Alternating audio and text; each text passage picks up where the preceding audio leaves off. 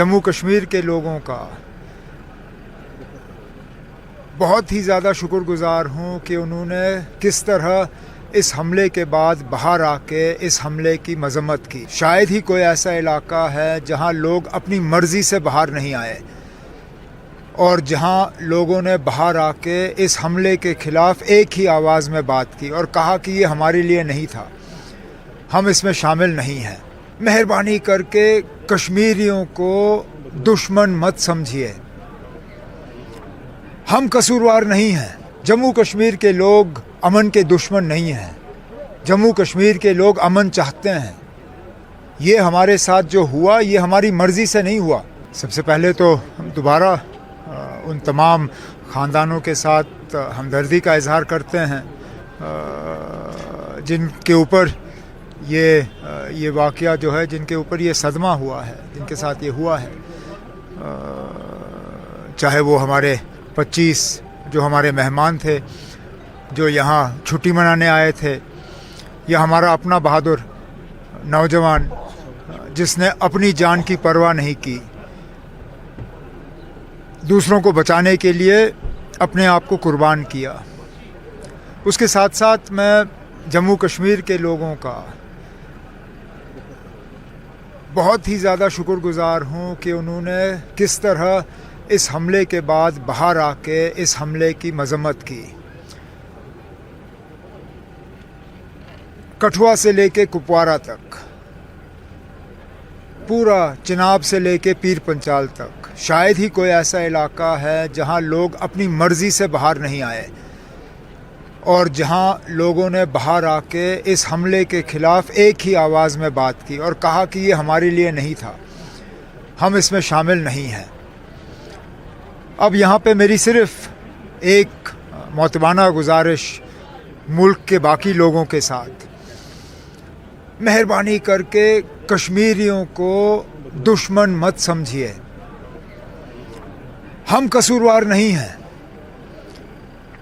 اگر ایک طرف سے آپ مان کے چلتے ہو کہ یہ کیا کرایا پاکستان کا ہے، تو کشمیر کے لوگ بھی اس میں جو ہیں وہ نہ صرف اس کے خلاف ہیں، ہم نے بھی بھگتا ہے 35 سال۔ سب سے زیادہ لوگ اگر ان 35 سالوں میں اپنی جانیں گوا گئے تو یہاں کشمیر کے لوگ، کشمیر کے سویلین، کشمیر کے افسر، جموں کشمیر کے پولیس والے۔ ہمارے جو کچھ جگہوں سے رپورٹ آ رہی ہیں کہ ہمارے بچیوں کو نشانہ بنایا جا رہا ہے، باقی ریاستوں میں یہ مت کریے، کہیں پہ بھی میری کئی آج آنریبل چیف منسٹر سے خود بات ہوئی اور میں نے ان سے گزارش کی کہ مہربانی کر کے جہاں پہ بھی اس طرح کی جو ہے یہ باتیں آ رہی ہیں ان پہ فوری طور روک لگایا جائے۔ جموں کشمیر کے لوگ امن کے دشمن نہیں ہیں، جموں کشمیر کے لوگ امن چاہتے ہیں۔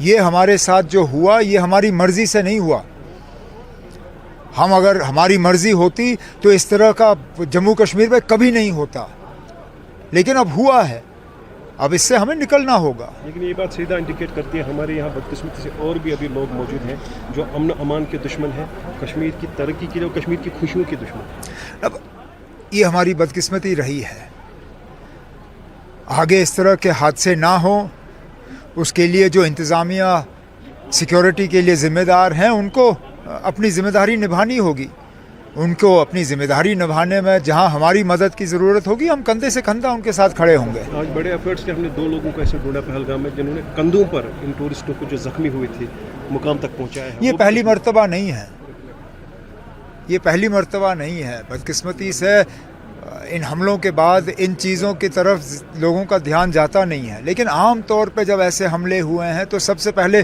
لوکل لوگ پہنچے ہیں وہاں مدد کرنے کے لیے۔ اٹاری بارڈر کو بند شاید کیا گیا ہے، پاکستان میں جو لوگ ہیں 1 مئی تک ان کو بلایا واپس لایا جائے۔